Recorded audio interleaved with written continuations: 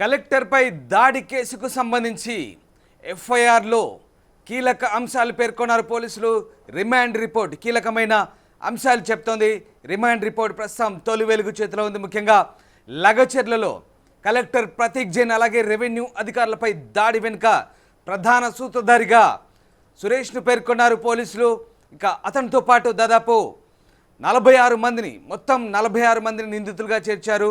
ప్రస్తుతం 16 మందిని అరెస్ట్ చేసినట్టుగా రిమాండ్ రిపోర్ట్లు చెప్తున్నారు. ఇక సురేష్తో పాటు మరొక 29 మంది పరారీలో ఉన్నట్టుగా చెప్తున్నారు. ప్రభుత్వ అధికారులపై హత్యాయత్నం అలాగే విధులకు ఆటంకం కలిగించడం, అసాల్ట్ చేయడం ఇలాంటి ప్రధాన ఆరోపణలతో వివిధ సెక్షన్ల కింద పోలీసులు ప్రస్తుతం కేసు నమోదు చేశారు. బొమ్మరాజ్పేట్ పిఎస్లో ఈ కేసుకు సంబంధించి పోలీసులు రిమాండ్ రిపోర్టు సమర్పించారు కొడంగల్ మ్యాజిస్ట్రేట్ ముందు. కొడంగల్ మ్యాజిస్ట్రేట్ నిన్ననే మంగళవారం రోజు 16 మందికి 14 రోజుల జ్యుడిషియల్ రిమాండ్ విధించింది. తాజాగా మాజీ ఎమ్మెల్యే పట్నం నరేందర్ రెడ్డిని కూడా అరెస్ట్ చేసిన సందర్భం మనకు తెలిసిందే. ఈ నేపథ్యంలో కోర్టుకు సమర్పించినటువంటి రిమాండ్ రిపోర్ట్లో అనేక సంచలన అంశాలు వెలుగు చూశాయి. ముఖ్యంగా కలెక్టర్ ప్రతీక్ జైన్పై దాడికి సంబంధించి భోగమోని సురేష్ను ప్రధాన నిందితుడిగా పేర్కొన్నారు కోర్టు. ఇక భోగమోని సురేష్ కలెక్టర్ను ఉద్దేశపూర్వకంగా గ్రామంలోకి తీసుకెళ్లి అతనిపై దాడికి ఉసిగొల్పినట్టుగా పోలీస్ అధికారులు తమ రిమాండ్ రిపోర్ట్లో వెల్లడించారు. అధికారులు వచ్చిన వెంటనే దాడి చేయాలని ముందస్తు ప్రణాళిక ప్రకారమే ప్రధాన సూత్రధారుడు సురేష్ వాళ్ళకి చెప్పినట్టుగా తెలుస్తోంది. సురేష్తో పాటు మరొక 29 మంది ప్రస్తుతం పరారీలో ఉన్నారు. ఇప్పటి వరకు 16 మందిని పోలీసులు అరెస్ట్ చేశారు. వికారాబాద్ లగచర్లలో కలెక్టర్పై దాడి కేసు సంబంధించి రిమాండ్ రిపోర్ట్లో అనేక సంచలన అంశాలు వెలుగులోకి చూస్తున్నాయి. క్రైమ్ నంబర్ 153 ప్రకారం సెక్షన్ 61/2, 191 అలాగే 132, 109, 121, 126, 324 red with 190 BNS section 300F కింద భారతీయ న్యాయ సంహిత కింద ఉద్యోగుల విధులకు ఆటంకం కల్పించడం, వారిపై హత్యాయత్నం, అసాల్టింగ్ అలాగే ఈ పలు అంశాలకు సంబంధించి అలజడి సృష్టించడం వంటి అంశాలకు సంబంధించి నాన్ బెయిలబుల్ కింద కేసులు నమోదు చేశారు. వికారాబాద్ డిఎస్పీ శ్రీనివాస్ రెడ్డి ఇచ్చిన ఫిర్యాదుతో ప్రస్తుతం పోలీసులు 46 మంది నిందితులుగా చేర్చారు. ఇందులో ఎఫ్ఐఆర్లో A1గా ప్రధాన నిందితుడిగా భోగమోని సురేష్ను పేర్కొన్నారు. ఇప్పటి వరకు 16 మందిని అరెస్ట్ చేశారు. ఇక సురేష్తో పాటు మరొక 29 మంది పరారీలో ఉన్నట్టుగా పోలీసులు చెప్తున్నారు. పక్కా ప్లాన్ ప్రకారమే నిందితులు దాడి చేసినట్టుగా పోలీసులు చెప్తున్న అంశాన్ని బట్టి మనకు అర్థమవుతుంది. సో దీనికి సంబంధించిన రిమాండ్ రిపోర్ట్ ప్రస్తుతం కీలకమైన రిమాండ్ రిపోర్ట్ తొలి వెలుగు చేతిలో ఉంది. ఒకసారి మీకు రిమాండ్ రిపోర్ట్ను పూర్తి స్థాయిలో వివరించే ప్రయత్నం చేస్తాను. స్క్రీన్పై డిఎస్పీ శ్రీనివాస్ రెడ్డి ఇచ్చిన ఫిర్యాదు మేరకు ప్రస్తుతం ఈ రిమాండ్ రిపోర్ట్ సంబంధించిన అంశాలు కీలకంగా మన పరిస్థితి కనిపిస్తుంది. ఒకసారి మీకు రిమాండ్ రిపోర్టు చూపించే ప్రయత్నం చేస్తాను. రిమాండ్ కేస్ డైరీ ఇదే. తొలి వెలుగు చేతిలో ఉంది రిమాండ్ కేస్ డైరీ. ఒక్కసారి మనం చూద్దాం.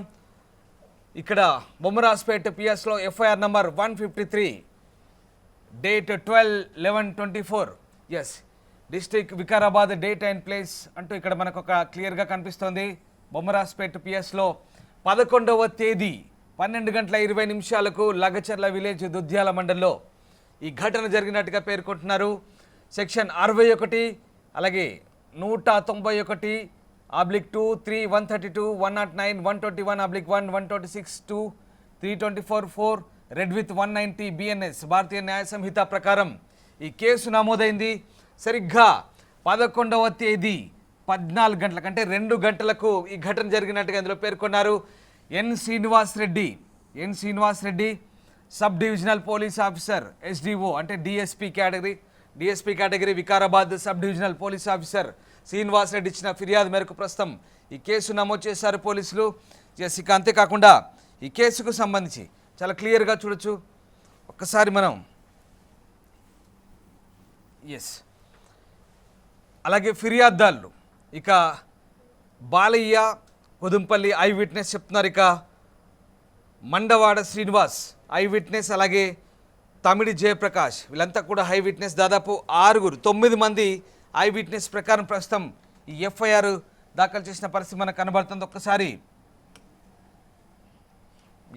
ఈ కేసుకు సంబంధించి A1గా ఎవరున్నారు, ఎక్కడెక్కడి నుంచి మొత్తం ఏముందో డీటెయిల్గా మీకు చూపించే ప్రయత్నం చేస్తాను. ఎస్, ఒక్కసారి మనం క్లియర్గా ఇక్కడ గమనించినట్టయితే ముఖ్యంగా A1గా భోగమాని సురేష్ను ఇక్కడ మనకు చాలా క్లియర్గా పేర్కొన్నారు. A1గా భోగమాని సురేష్, అలాగే A2గా దేవదాస్, అలాగే గోపాల్ నాయక్ A4, A5గా విజయ్, A6గా విఠల్ అబ్స్కాండింగ్, వీళ్ళంతా కూడా అబ్స్కాండింగ్లో ఉన్నారు. సురేష్తో పాటు దేవదాస్, అలాగే గోపాల్ నాయక్, విజయ్, విఠల్, ఇక Lokya Nayak A7, A8 Sevya Nayak absconding, A9 Kaliyamma absconding, A10 Ramu Nayak absconding, A12 Vithal Nayak, A3 Basappa, వీళ్ళంతా కూడా A21 బాగమణి మహేష్. సో ఎస్, వీళ్ళంతా కూడా అబ్స్కాండింగ్లో ఉంటారు ప్రస్తుతం. వీళ్ళంతా కూడా పరారీలో, వీళ్ళంతా కూడా పరారీలో ఉన్నట్టుగా ప్రస్తుతం చెప్తున్నారు. దాంతోపాటు ఇక బ్యాగరి విశాల్, శైలు, అలాగే రమేష్, వీళ్ళని మాత్రం డిమాండ్ చేశారు. A22, A24, A27, A21 బాగమోని Mahesh, Byagari Vishal, Neerati Shailu, Neerati Ramesh, వీళ్ళని మాత్రం ప్రస్తుతం రిమాండ్కు తరలించిన పరిస్థితి కనబడుతోంది. వీళ్ళంతా కూడా రిమాండ్లో ఉన్నారు ప్రస్తుతం. ఎస్, ఇక దాని తర్వాత మళ్ళీ రమేష్, A32 రమేష్, A33 కావలి శేఖర్, 34 సోనీబాయ్, 35 రాజు, 36 నీరటి రాఘవేందర్, 37 నీరటి అంజీ, 38 సురేష్, తర్వాత ప్రతాప్ 39, తర్వాత గోపాల్ 40, 41 హనుమంతు, 42 కుమ్మరి శివశంకర్, 43 దారమోని రామచందర్, వీళ్ళంతా కూడా అబ్స్కాండింగ్లో ఉన్నట్టుగా మనకు క్లియర్గా కనిపిస్తుంది. ఎస్ శేఖర్, తర్వాత వెంకటయ్య, యాదయ్య, శేఖర్, వీళ్ళంతా కూడా ప్రస్తుతం అబ్స్కాండింగ్ అంటే పరారీలో ఉన్నట్టుగా పోలీసులు పేర్కొంటున్న అంశాన్ని బట్టి మనకు కనబడతా ఉంది చాలా క్లియర్గా. ఎస్, ఇది రిమాండ్ రిపోర్ట్ సంబంధించిన అంశాలు చాలా క్లియర్గా మనకు పోలీసులు వెల్లడిస్తున్న కొన్ని అంశాలను బట్టి మనకు చాలా క్లియర్గా ఇక్కడ అర్థమవుతున్నాయి. ఒక్కసారి మీకు మళ్ళీ అసలు ఏం జరిగింది కేసుకు సంబంధించి. ఎస్, ఇక్కడ A3గా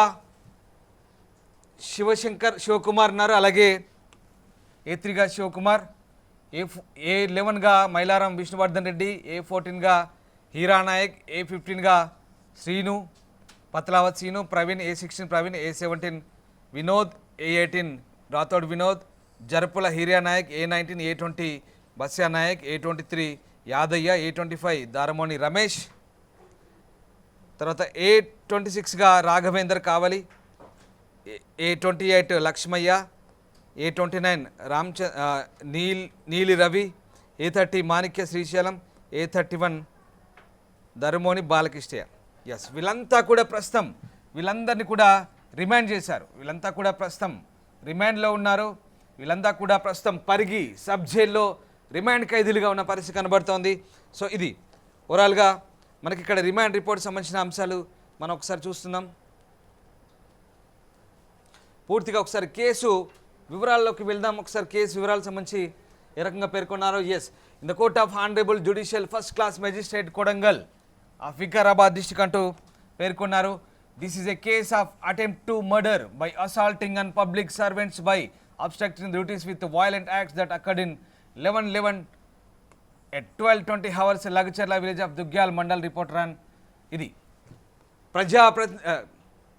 ప్రభుత్వ ఉద్యోగుల విధులకు ఆటంకం కలిగించడం, అంతేకాదు ఇక్కడ హింసాత్మక ఘటనలకు పురిగొల్పడం, అలాగే హత్యాయత్నం, ఈ నేర ఆరోపణల కింద 11వ తేదీ ఏదైతే చోటు చేసుకున్న ఘటనకు సంబంధించి 14 గంటలకు అంటే 12 గంటల 20 నిమిషాల నుంచి మొదలైంది ఘటన, 14 గంటల వరకు కూడా కొనసాగింది. ఈ ఘటనకు సంబంధించి మనకి ఇక్కడ జ్యుడిషియల్ ఫస్ట్ క్లాస్ మెజిస్ట్రేట్ సంబంధించినటువంటి రిమాండ్ రిపోర్ట్లో పేర్కొన్న అంశాలు ఇవి. సో మొత్తం మీద ఈ అంశాలకు సంబంధించి ప్రస్తుతం కోర్టులో పూర్తి స్థాయిలో పరిగణలోకి తీసుకున్నారు. బొమ్మరాజ్పేట పిఎస్లో దీనికి సంబంధించిన కేసు నమోదైంది. ఆ రిమాండ్ రిపోర్ట్ సంబంధించిన ఇందాక మీకు అవన్నీ కూడా ఎక్స్ప్లెయిన్ చేసే ప్రయత్నం చేశాను. వరుసగా ఏం జరిగింది, ఆ రోజు ఏం జరిగిందనే అంశాలు కూడా చాలా క్లియర్గా కూలంకుషంగా ఇక్కడ వివరించడం జరిగింది. ఆ రోజు ఏం జరిగింది, అసలు టైంతో సహా, పూర్తిగా టైంతో సహా ఎవరు అక్కడ తీసుకొచ్చారు, దుద్యాల మండల్ కొడంగల్ అసెంబ్లీ కాన్స్టిట్యూన్సీలో పబ్లిక్ హియరింగ్ ప్రోగ్రామ్ ఉంది. అక్కడ ప్రజా దర్బార్ లాగా పెట్టారు. ప్రజాభిప్రాయ సేకరణకు సంబంధించి 11వ తేదీన దుద్యాల మండలంలో, ఫార్మాసిటీకి సంబంధించి దుద్యాల మండలంలో 11 గంటలకు ఇది షెడ్యూల్ చేశారు. లగిచెర్ల విలేజ్లో పోలీస్ జ్యూరిడిక్షన్ ఆ బొమ్మరాజ్పేట్ పిఎస్ అంటూ కొడంగల్ సర్కిల్లోని బొమ్మరాజ్పేట్ పిఎస్ పరిధిలో ఇది ఏర్పాటు చేశారు. అయితే ఇది ఉద్దేశపూర్వకంగానే ఈ పబ్లిక్ హియరింగ్ని ఉద్దేశపూర్వకంగానే దాడికి పురిగల్పినట్టుగా అక్కడ పోలీసులు ఈ ఘటనలో పేర్కొన్నారు. ఎస్, ఒకసారి మనం చూడొచ్చు. Bommarajpet Suresh has requested to the honourable collector that to conduct the meeting in the village itself, otherwise none of them come to there, that is to the outskirts of Lagicherla village అంటూ సురేష్ ఉద్దేశపూర్వకంగానే కలెక్టర్ని గ్రామం లోపలికి తీసుకెళ్ళి అక్కడ లేకపోతే ఎవరు రారు పబ్లిక్ హియరింగ్ అంటూ ఆయన కలెక్టర్కు నచ్చజెప్పే ప్రయత్నం చేశాడు. ఉద్దేశపూర్వకంగానే అక్కడికి ఆయన తీసుకెళ్లిన పరిస్థితి మనకు కనబడుతోంది. ఇక్కడ చాలా క్లియర్గా పేర్కొన్నారు. ఎస్, ఉద్దేశపూర్వకంగా తీసుకెళ్ళినట్టుగా చెప్తున్నారు. సో ఆయన సూచన మేరకే కలెక్టర్ అక్కడికి వెళ్ళారు. అక్కడికి వెళ్ళిన తర్వాత చాలా పకడ్బందీగా ఈ వాహనాలపై దాడి చేశారు. ఒకసారి మనం చూద్దాం. అటాక్డ్ విత్ స్టిక్స్, కట్టెలతో, రాళ్లతో, రెడ్ చిల్లీ పౌడర్, కారం పొడితో అటాక్ చేసినట్టుగా ఉద్దేశపూర్వకంగా రెచ్చగొట్టి ఉద్దేశపూర్వకంగా దాడికి పాల్పడ్డట్టుగా A1 to A46 అంటే 46 మంది నిందితులంతా కూడా రెచ్చగొట్టే విధంగా ఈ చర్యలకు పాల్పడ్డారు. కలెక్టర్ వాహనమైనటువంటి TS7EV 2929 అలాగే TS7EV 2929 కలెక్టర్ వాహనం ఏదైతే ఉందో దాన్ని పూర్తి స్థాయిలో పెద్ద బండరాళ్లతో మోది పూర్తిగా దాన్ని డ్యామేజ్ చేశారంటూ ఈ ఫిర్యాదులో పేర్కొన్న పరిస్థితి మనకు కనబడుతుంది. సో ఓవరాల్గా ఇది దీనికి సంబంధించిన నేపథ్యం క్లియర్గా ఇక్కడ మనకు చాలా క్లియర్గా ఇక్కడ ఎక్స్ప్లెయిన్ చేశారు. సో సురేష్ ఇక్కడ మనకు అర్థమవుతుంది. ఇక్కడ సురేష్ A1 సురేష్ ఇక్కడ కలెక్టర్ను ఉద్దేశపూర్వకంగా ఆయన అక్కడి నుంచి ఆ గ్రామంలోకి తీసుకెళ్లాడు. Request him to the village and when the honourable collector along with government officials. Yes, ఇందాక మీకు చెప్పే ప్రయత్నం చేశాను. సో ఇదంతా కూడా అరాజకానికి పాల్పడ్డారు. ఏదైతే భూసేకరణకు సంబంధించి కొన్ని గ్రామాలు ఏవైతే ఉన్నాయో రోటిబండ తండా, అలాగే ఎస్ ఈ గ్రామ పంచాయతీ పరిధి లగిచెర్ల విలేజ్ ఈ ప్రాంతాల్లో గతంలోనే రోటిబండ తండాలో 25వ తేదీన 10వ నెల అక్టోబర్ 25వ తేదీన అప్పుడు కూడా కాస్త గొడవ జరిగింది. TIIC ల్యాండ్ అక్విజిషన్ ఏదైతే తెలంగాణ పారిశ్రామిక అభివృద్ధి సంస్థ చేసినటువంటి భూసేకరణ సంబంధించి 25వ తారీఖే గొడవ జరిగింది. దానికి సంబంధించి కొన్ని సెక్షన్ల కింద ఆల్రెడీ ఇక్కడ కేసులు నమోదాయి, అవి కూడా దీంట్లో పేర్కొన్నారు. సో మొత్తం మీద ఈ లగిచెర్ల ఘటనకు సంబంధించి కలెక్టర్పై దాడి, అలాగే రెవెన్యూ అధికారులపై దాడికి సంబంధించి సో ఇంతమందిని చాలా క్లియర్గా అక్కడ వీళ్ళను ఇచ్చిన ఫిర్యాదు మేరకు వాళ్ళందరినీ కూడా రిమాండ్ తరలించినట్టుగా చెప్తున్న పరిస్థితి మనకు కనబడుతూ ఉంది. సో ఓవరాల్గా రిమాండ్ రిపోర్ట్లో అనేక సంచలన అంశాలు అయితే వెలుగు చూశాయి. కలెక్టర్పై దాడికి సంబంధించి ప్రధాన నిందితుడు బోగోమణి సురేష్గా పేర్కొంటున్న సందర్భం మనకు కనబడుతూ ఉంది. మిగతా 46 మందిని చేర్చారు. ప్రస్తుతానికి 16 మందిని రిమాండ్ చేశారు. ఉద్దేశపూర్వకంగానే ఈ దాడికి పురిగొల్పినట్టుగా చెప్తున్నారు. అయితే ఇతను దాడి చేసే ముందు బీఆర్ఎస్ కీలక నేత మాజీ ఎమ్మెల్యే పట్నం నరేందర్ రెడ్డితో టచ్లోకి వెళ్ళాడు, కాల్స్ మాట్లాడాడు. అటు పట్నం నరేందర్ రెడ్డి కేటీఆర్తో కాల్స్ మాట్లాడాడు. ఈ అంశాలన్నీ కూడా ప్రాథమికంగా సేకరించినట్టుగా తెలుస్తుంది పోలీసులు. ప్రస్తుతం సురేష్ పరారులో ఉన్నాడు. ఈ రెచ్చగొట్టిన దాడికి పురిగొల్పిన సురేష్ పరారులో ఉన్నాడు. అతనితో పాటు మరొక 29 మంది, అంటే 46 మందిలో 16 మంది మాత్రమే రిమాండ్ అయ్యారు. మరొక 30 మంది ప్రస్తుతం పరారులో ఉన్నట్టుగా పోలీసులు రిమాండ్ రిపోర్ట్లో పేర్కొంటున్న పరిస్థితి కనబడుతుంది. ఎస్, మా కరెస్పాండెంట్ శ్రీశైలం లైన్లో ఉన్నారు. శ్రీశైలం, రిమాండ్ రిపోర్ట్లో అనేక సంచలన అంశాలు వెలుగు చూస్తున్నాయి. ఉద్దేశపూర్వకంగా దాడి చేయడం, హత్యాయత్నం చేయడం, ప్రభుత్వ అధికారులపై కారం పొడి చల్లడం, అలాగే కర్రలతో రాళ్లతో దాడి చేయడం సంబంధించి అనేక కీలక అంశాలు రిమాండ్ రిపోర్ట్లో కోర్టుకు వెల్లడించిన పరిస్థితి మనకు కనబడుతుంది. ఇప్పటిదాకా మనం ఎక్స్క్లూజివ్గా తొలి వెలుగు స్క్రీన్పై చూసాం. సో ఇంకా రిమాండ్ రిపోర్ట్లో ఏ అంశాలు పేర్కొన్నారు, పోలీసులు ఏం చెప్తున్నారు?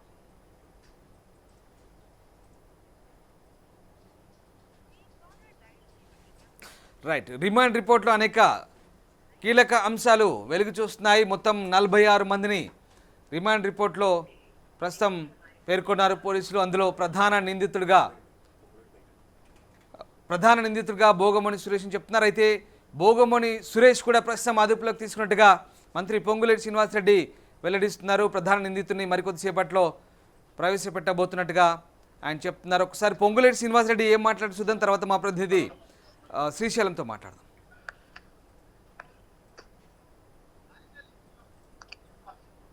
ఏదైతే సామాన్య ప్రజల కోసం మంచి చేయాలని తాపత్రయపడే ఈ ప్రభుత్వాన్ని గత ప్రభుత్వంలో ఉండే ఆ పింక్ కలర్ ముసుగేసుకొని ఆ ముసుగును అడ్డం పెట్టుకొని దౌర్జన్యానికి పాల్పడితే రైతులు అనే దానికి ఒక టైటిల్ ఇచ్చి రైతులు అనే పేరు ముందు పెట్టి ఆ ముసుగు వెనక ఎవరైతే నడుపుతున్నారో వారికి తప్పకుండా మీడియా ముందు అతి కొద్ది గంటల్లోనే ప్రవేశపెట్టబోతున్నారు. మళ్ళీ మాట్లాడతారు.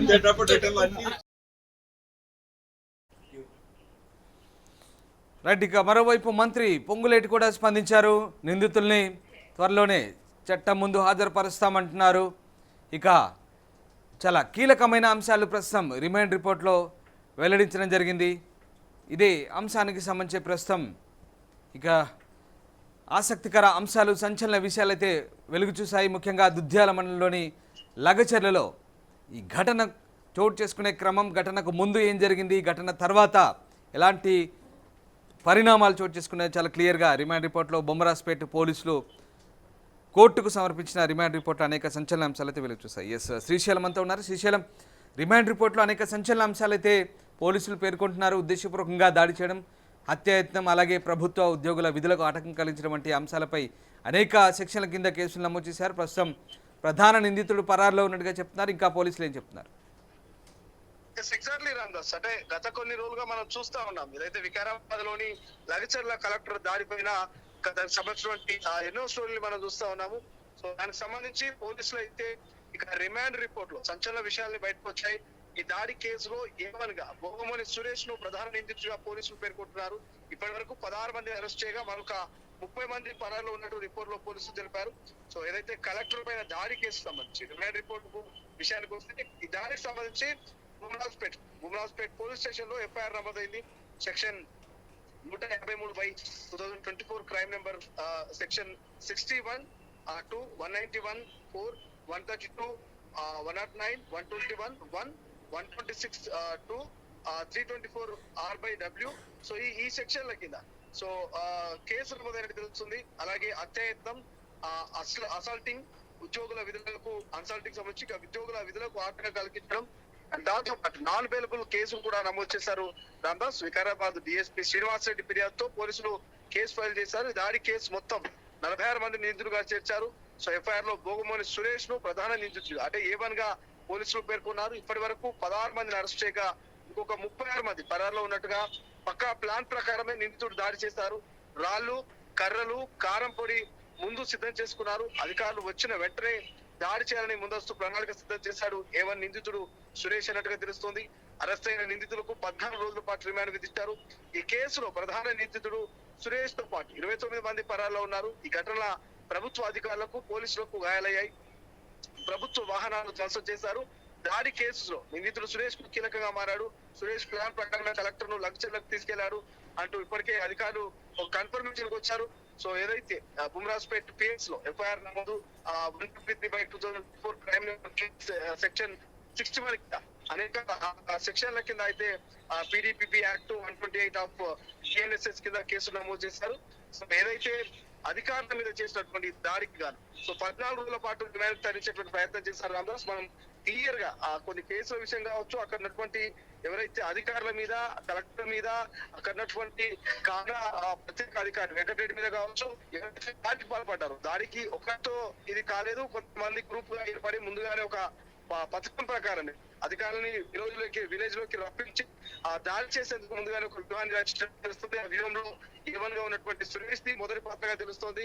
సో ప్రధాన సూత్రధారిగా, పాత్రధారిగా సురేష్ ఉన్నట్టు తెలుస్తుంది. సురేష్ పక్కా ప్రణాళిక ప్రకారమే కారం పొడి, రాళ్లు, కట్టెలు లేదా దాడికి అవసరమైనటువంటి సామాగ్రిని అంతా ముందుగానే పక్కా ప్లాన్ ప్రకారం తీసుకొని ఒకసారిగా గ్రామంలోకి అధికారులు ఎంట్రీ ఇవ్వగానే ఫస్ట్ మొదటగా నినాదాలు చేయడం, అనంతరం చిన్నగా గొడవ స్టార్ట్ చేసి అధికారుల కథలని ఒక్కసారిగా కారం పొడితో అదేవిధంగా రాళ్లతో కట్టెలతో విరుచుకుపడ్డటువంటి విజువల్స్ మనము చూస్తూనే ఉన్నాం తొలిగా. ఈ నేపథ్యంలోనే వాళ్ళంతా కూడా ఒక పక్కా ప్లాన్ ప్రకారమే కారపొడిని సిద్ధం చేసుకున్నారు, కర్రల్ని రాళ్ళని సిద్ధం చేసుకుని దాటికి దిగారంటూ ఇప్పటికే పోలీసులు చెప్తున్నటువంటి పరిస్థితి. ఇప్పటికే మాజీ ఎమ్మెల్యే పట్నం నరేందర్ రెడ్డితో 42 సార్లు ఇక ఏమైనటువంటి సురేష్ మాట్లాడినట్టు తెలుస్తోంది. సురేష్ కు గతంలో టీఆర్ఎస్ పార్టీలో ఆయన పనిచేశారు. టీఆర్ఎస్ పార్టీకి సంబంధించినటువంటి ముఖ్య నేతలతో మంచి సంబంధాలు తెలుస్తుంది. కేటీఆర్ సైతం 6 సార్లు ఇక సురేష్ తో మాట్లాడినట్టుగా ఇప్పటికే ఒక నిర్ధారణకు వచ్చినట్టు తెలుస్తుంది పోలీసులు. ఈ నేపథ్యంలోనే పొద్దున వాకింగ్ చేసినటువంటి మాజీ ఎమ్మెల్యే పట్నం నరేందర్ రెడ్డిని కూడా పోలీసులు అదుపులోకి తీసుకున్నారు. వికారాబాద్ పోలీస్ స్టేషన్ కు తరలించారు. సో వికారాబాద్ నుంచి ఆయనను ఖచ్చితంగా కోర్టు ముందు హాజరుపరిచే అవకాశం ఉన్నట్టు కూడా తెలుస్తా ఉంది. ఈ నేపథ్యంలో కాంగ్రెస్ నేతలు సైతం ఈ అంశం మీద స్పందిస్తా ఉన్నారు. ముఖ్యమంత్రి దీన్ని సీరియస్ గా తీసుకున్నారు. సో రీసెంట్ గా తాజాగా పొంగులెడ్డి కూడా స్పందించాడు. ఖచ్చితంగా వికారాబాద్ జరిగినటువంటి దాడి అది రైతులు చేసిన దాడి కాదు, కేవలం కొంతమంది పార్టీ నేతలు రైతులను టైటిల్ పెట్టి రైతుల పేరిట దాడులు చేస్తా ఉన్నారు. ఖచ్చితంగా ఎవరైతే ఈ దాడికి పాల్పడ్డారో, ఈ దాడి వెనుక ఎంతటి వారున్నా వాళ్ళందరినీ త్వరలోనే మీకు ఖచ్చితంగా మీడియా ముందు ప్రవేశపెడతాం, దానికి సంబంధించినటువంటి పూర్తి డీటెయిల్స్ చెప్తామని కూడా పొంగులేటి వ్యాఖ్యలు చేయడం ప్రస్తుతం చర్చనీయాంశంగా మారింది. మరి దాడికి పాల్పడినటువంటి వాళ్ళు మరి సురేష్ ఇక ఇంకొంతమంది పరారులు ఉన్నట్టు తెలుస్తుంది. ప్రత్యేకంగా పోలీసు బృందాలు సురేష్ కోసం ఇంకొంతమంది వెతుకుతుంది. కాబట్టి ఈ పొంగులేటి చేసిన వ్యాఖ్యల ప్రకారం ఈ రోజు రేపు ఖచ్చితంగా వీళ్ళందరినీ మీడియా ముందు కూడా ప్రవేశపెట్టే అవకాశం ఉంది. మరి అందులో మాజీ ఎమ్మెల్యే పట్నం నరేందర్ రెడ్డి పాత్ర ఎంత ఉంది, మరి వర్కింగ్ ప్రెసిడెంట్ కేటీఆర్ పాత్ర ఎంత ఉంది, లేకపోతే ఇంకెవరైనా నాయకులు ఏమైనా ప్రొవిగేట్ చేసి పంపించారా, లేక రైతులు నిజంగానే సమస్య కోసం అక్కడ వాళ్ళ మీద దాడి చేశారా, ఈ రోజు లేదా రేపటి వరకు ఖచ్చితంగా విచారణ చేసి మీకు సమాధానాలు చెప్తాం, మీడియా ముందు మీకు ఖచ్చితంగా వస్తామంటూ కూడా ఇక్కడ తెలంగాణ రాష్ట్ర మంత్రి ఎవరైతే మంత్రి పొంగులేటి శ్రీనివాస్, వ్యవశాఖ మంత్రి పొంగులేటి శ్రీనివాస్ రెడ్డి చెప్పడం జరిగింది. సో ఈ నేపథ్యంలో చూస్తున్నారు కలెక్టర్ మీద, అటు ఎంఆర్ఓల మీద, టాడా చైర్మన్ మీద ఎవరు దాడి చేశారు, దానికి ఎవరు ప్రొవిగేట్ చేస్తారు, ఎవరు కలవ పెడితే దాని జరిగిన అందరూ వెయిట్ చేస్తున్నారు. మరి ఏం జరగబోతుంది ఏంటనేటువంటి ఒక ఉత్కంఠమైనటువంటి వాతావరణం అయితే అటు వరంగల్, వికారాబాద్ జిల్లాలో కనిపిస్తుంది. ఇప్పటికే పోలీసులు భారీ బందోబస్తు ఏర్పాటు చేశారు. మళ్ళీ అటువంటి సంఘటనలు జరగకుండా, అటువంటి సంఘటనలు పునరావృతం కాకుండా ఇప్పటికీ భారీ స్థాయిలోనే భద్రతా చర్యలు తీసుకున్నట్టు తెలుస్తుంది. రామదాస్ వాళ్ళ సెక్షన్ల కింద కేసులు పెట్టడము ఇదంతా చూస్తూ ఉంటే మాత్రం వికారాబాద్ వాతావరణం జరుగుతుంది. మరి చూద్దాం అసలు దోషులు ఎవరు, దీనికి కారణాలు ఏంటి, ఇదంతా కూడా మరి ప్రభుత్వము మరి యంత్రాంగం బయటపెట్టే అవకాశం ఉంది. కాబట్టి కొంత వెయిట్ చేయాల్సిన అవసరం ఉంది. Ramdas right, yes, thank you Srisailam. So Vikarabad ఘటనకు సంబంధించి అటు మాజీ మంత్రి కేటీఆర్ కూడా స్పందించారు. కొడంగల్ ఫార్మాసిటీ ఇప్పుడు కాదు 6 నెలల నుంచే నడుస్తుందంటున్నారు. రేవంత్ రెడ్డి సోదరుడు తిరుపతి రెడ్డి ఫార్మాసిటీకి భూములు ఇవ్వకపోతే తన్ని తీసుకుంటామంటూ బెదిరించాడని, ఒక రైతు తిరుపతి రెడ్డికి ఫోన్ చేస్తే మా భూములు ఎందుకు ఇవ్వాలని అడిగితే తన్ని తీసుకుంటాం ఇవ్వకుంటే అంటూ ఆయన బెదిరించినట్టుగా కేటీఆర్ ఆరోపణ చేస్తున్నారు. అయితే ఇది ఫార్మాసిటీకి సంబంధించి 6 నెలల నుంచే ఈ వ్యవహారం నడుస్తుందంటూ కేటీఆర్ వ్యాఖ్యానించిన పరిస్థితి కనబడుతుంది. కేటీఆర్ ఏం మాట్లాడారు ఒకసారి చూద్దాం. కొడంగల్లో ఈరోజు కాదండి, దయచేసి నేను మీడియా మిత్రులను కోరుతా ఉన్న ప్రజలకు కూడా వాస్తవాలు చెప్పండి. 6-7 నెలల కిందట, ఇంకెక్కువ 8-9 నెలల కిందట ముఖ్యమంత్రి సోదరుడు తిరుపతి రెడ్డి ఆయనకు ఒక ఫోన్ కాల్ వైరల్ అయింది. మీరు చూసే ఉంటారు, వినే ఉంటారు. ఏమని? ఒక రైతు ఫోన్ చేసి తిరుపతి రెడ్డి గారిని అడుగుతున్నాడు, మేము ఎందుకు ఇవ్వాలా మా భూములు, ఇవ్వకపోతే ఏం చేస్తుంది ప్రభుత్వం అని గట్టిగా అడిగితే తన్ని తీసుకుంటాం, ఆయన అన్నమాట తన్ని తీసుకుంటాం నా కొడక అని మాట్లాడినాడు ఆయన. ఉంది, వైరల్ ఉంది, ఆ వీడియో ఆడియో తీయండి, తప్పకుండా వినండి. అంటే ఇది 6-7-8 నెలల నుంచి నడుస్తున్న కథ, రగులుతోంది కొడంగల్. మధ్యలో రైతులు ఒక్కసారి కాదు, అన్ని పార్టీల దగ్గర పోయినారు. మా కాడికి కూడా వచ్చినారు, ఇక్కడనే నా దగ్గర కూడా వచ్చి నన్ను కూడా కలిశారు. తర్వాత బీజేపీ ఆఫీస్కి పోయినారు, అందరి దగ్గర పోయినారు, ముఖ్యమంత్రి గారిని కూడా కలిసినారు. కలిసి చెప్పినారు, సార్ ఇది మంచిది కాదు, విరమించుకోండి. మొత్తం లంబాడ రైతులు, అక్కడ గిరిజన రైతులు, గిరిపుత్రులు, వాళ్ళందరూ పోయి అడిగినారు. అడిగితే పట్టించుకోకుండా ఏకపక్షంగా మేమేదో రారాజులం, చక్రవర్తులం, కొడంగల్ ఏదో మా సామ్రాజ్యం, మేము ఏదనుకుంటే అది జరగాల అనే పద్ధతుల్లో ఇవ్వాల మీరు తీసుకున్న అనాలోచిత పిచ్చి నిర్ణయం వల్లనే కొడంగల్ రగులుతున్నది.